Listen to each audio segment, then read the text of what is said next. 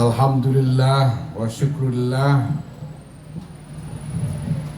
wassalatu wassalamu ala rasulillah Sayyidina Maulana Muhammad ibn Abdullah wa ala alihi wa sahbihi wa mawala. Amma ba'd, hadratil afadil, para kiai, para ulama yang hadir,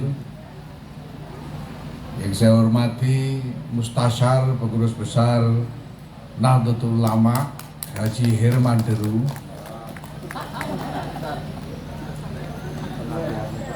yang saya hormati Ketua Tanfidiyah Pengurus Besar Nahdlatul Ulama Kiai Haji Amruddin Nahrawi. Kalau Inggris punya agen 007 James Bond, James Bond ini punya license to kill, lisensi untuk membunuh dalam misi-misi intelijennya. Saya punya agen 009 Amiruddin Nahrawi.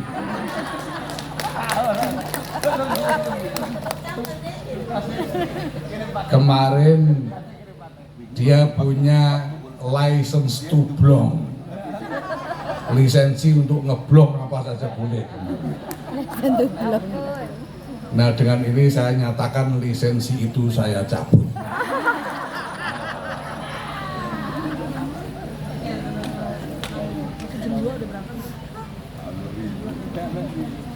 Yang saya hormati Ketua Umum Pimpinan Pusat Fatayat Nahdlatul Ulama Ibu Ida Fauziah dan pengganti-penggantinya,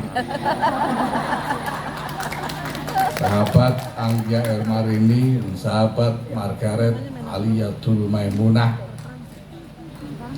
Selamat, mabruk, alfu mabruk. Mudah-mudahan hasil kongres ini sungguh-sungguh menjadi hasil yang manfaat dan barokah. Satu lagi yang saya agak ragu-ragu menyebut karena kadang-kadang kiai dan kadang enggak. Saudara Sekretaris Jenderal Pengurus Besar Nahdlatul Ulama Haji Saifullah Yusuf, hadirin dari Forkompinda, kader-kader Fatayat Nahdlatul Ulama seluruh Indonesia, para peserta kongres yang saya cintai. Tentu saya ikut berbangga dengan apa yang sudah terjadi di dalam kongres Fatayat kali ini, karena ini menunjukkan kekompakan yang sempurna, dan saya tahu ini adalah buah dari sukses konsolidasi di bawah kepemimpinan Ketua Umum Pimpinan Pusat Fatayat Nahdlatul Ulama sebelum ini, yaitu sahabat Anggia Ermarini.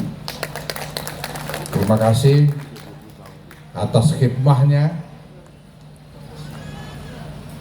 Semoga sesudah ini bukan akhir dari khidmah beliau, sebagaimana apa yang dijalani oleh pendahulunya, yaitu sahabat Ida Fauziah. Semoga sahabat Anggia Ermarini juga akan terus melaju ke depan. Bapak Ibu, sahabat-sahabat kader Fatayat yang saya hormati, saya lebih senang lagi setelah mendengar pidato dari Ketua Umum terpilih sahabat Margaret Aliyatul Maimunah tadi, yang menegaskan pentingnya kaderisasi. Pengurus Besar Nahdlatul Ulama telah membangun satu skema keorganisasian yang komprehensif dan integral, mulai dari keseluruhan struktur kepengurusan Nahdlatul Ulama sampai dengan badan-badan otonomnya. Ada dua hal yang menjadi inti dari bersambungnya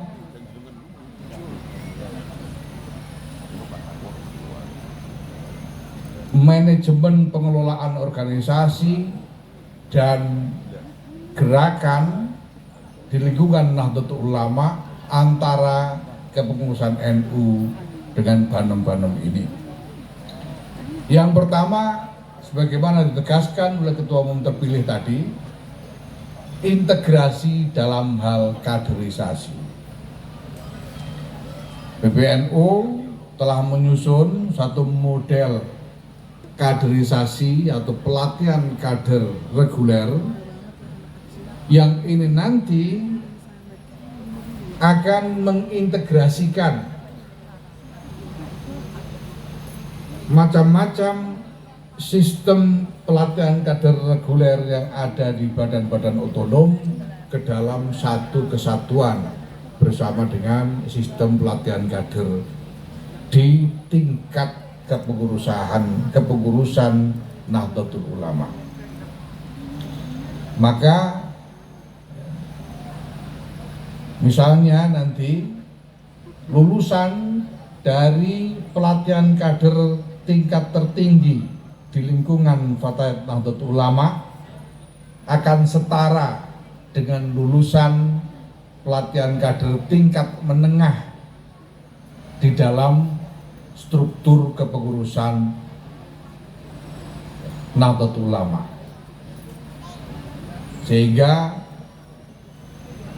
untuk bisa masuk ke dalam struktur kepengurusan NU tidak lagi harus mengikuti pelatihan dari tingkat dasar, tapi sudah bisa langsung ikut akademi kader tertinggi di lingkungan Nahdlatul Ulama nantinya.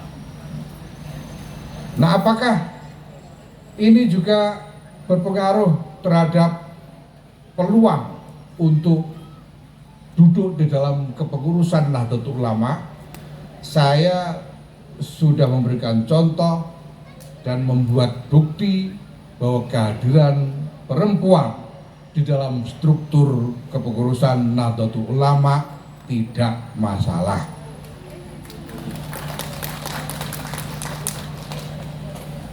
Dan sekarang ini kita melihat bahwa semakin banyak orang, termasuk kalangan kiai-kiai kita, menyadari bahwa tidak mungkin kita menjalankan agenda-agenda yang menjadi mandat, menjadi tanggung jawab Nahdlatul Ulama tanpa mengikut sertakan kepemimpinan perempuan.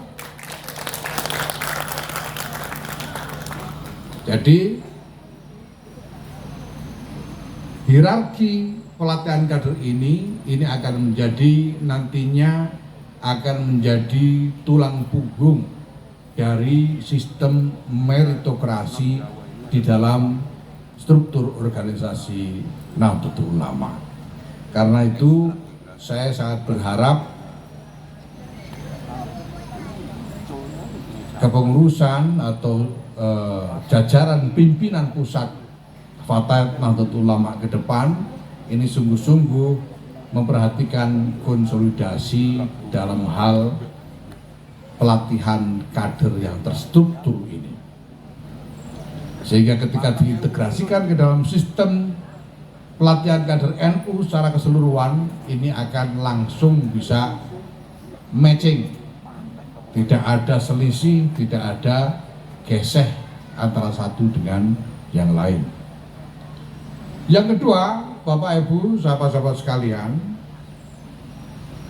hubungan yang terkait dengan eksekusi agenda-agenda yang ditetapkan di dalam Nahdlatul Ulama.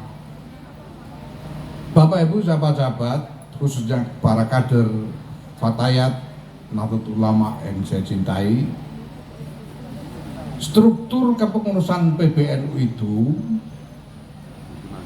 posisinya adalah sebagai struktur policy making, struktur pembuat kebijakan. Apa agenda-agenda yang ditetapkan, bagaimana strategi yang harus dijalankan, ini diputuskan, dibuat keputusannya oleh struktur kepengurusan Nahdlatul Ulama, mulai dari pengurus harian sampai lembaga-lembaga, mulai dari pengurus besar sampai ke ranting. Ini semuanya adalah struktur pembuat keputusan atau kebijakan. Nah, di dalam pelaksanaan dari kebijakan-kebijakan itu sendiri yang berupa agenda-agenda dan strategi-strategi, pelaksana lapangannya, kalau istilahnya Menteri Tenaga Kerja itu manpowernya atau labor force-nya yang jalan di lapangan, ini adalah kader-kader dari badan-badan otonom Nahdlatul Ulama, termasuk Fatayat Nahdlatul Ulama. Kita tahu kita punya badan-badan otonom, ada yang berbasis usia, ada yang berbasis profesi atau fungsi. Ini semua ini akan menjadi tenaga-tenaga lapangan di dalam eksekusi agenda-agenda dan strategi yang ditetapkan oleh Nahdlatul Ulama.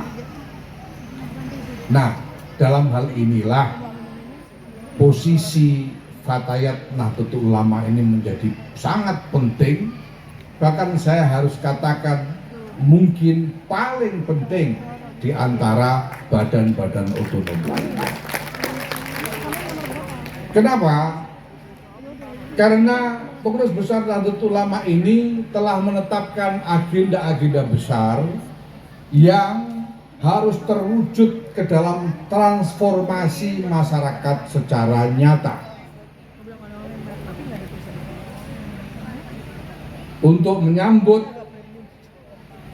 ulang tahun Nahdlatul Ulama yang ke-100, memasuki abad kedua Nahdlatul Ulama, pengurus besar Nahdlatul Ulama telah menetapkan tema mendikdayakan Nahdlatul Ulama menjemput abad kedua dengan kebangkitan baru. Kita tidak puas hanya dengan pemberdayaan. Kita tidak cukup menjadi berdaya. Kita harus dikdaya. Karena tantangan-tantangan yang kita hadapi luar biasa besar, pekerjaan-pekerjaan sangat banyak dan berat-berat, yang semuanya pada akhirnya diarahkan pada transformasi masyarakat secara keseluruhan.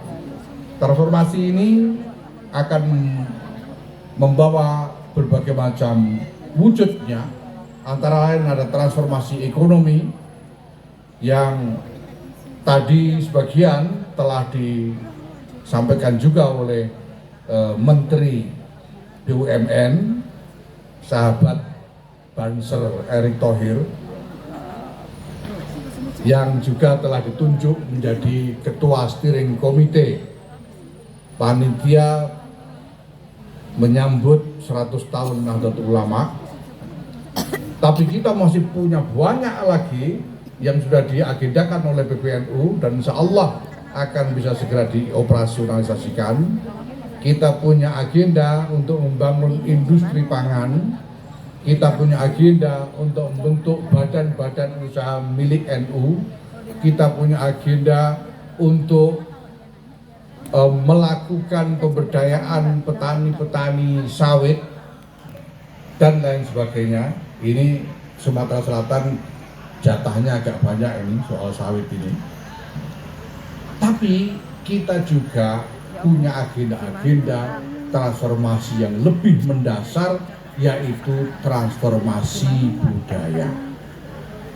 Kita tahu bahwa kita semua menghadapi perubahan peradaban yang fundamental, dan untuk bisa menanggapi perubahan itu dengan baik, kita membutuhkan transformasi yang mendasar di lingkungan masyarakat kita, yaitu transformasi budaya dan transformasi mental. Nah, dalam hal inilah Fatayat Nahdlatul Ulama akan menjadi aktor paling penting. Kenapa? Karena budaya ini menyangkut pendidikan yang paling awal. Sebagaimana dikatakan oleh Raden Ajeng Kartini, ibu adalah sekolah pertama bagi anak-anaknya. Maka kalau kita ingin menciptakan transformasi budaya, transformasi nilai-nilai dan transformasi mental di tengah masyarakat, tidak bisa tidak kita harus mengandalkan ibu-ibu. Karena ibu-ibu inilah elemen sosial yang paling fondasional, yang paling mendasar di tengah masyarakat, khususnya ibu-ibu muda ini. Mahmud ini, mamah muda, karena anak-anaknya masih kecil-kecil, masih dalam usia yang harus dididik secara mental oleh ibu-ibunya. Nah, ini beda dengan mamah tua. Kalau mamah tua, ya ini memang diharapkan suwuknya. Anaknya sudah gede-gede semua soalnya, jadi diharapkan suwuknya. Jadi kalau soal suwuk, ya yang penting suwuknya manjur, itu yang penting ya. Jadi wiridan yang banyak itu supaya suwuknya manjur. Maka ya Bu Ida ya jangan galak-galak soal ini, karena walaupun bagaimanapun juga ya kita juga tidak berharap ada pergantian Rois Am di setiap periode. Nah, memang ini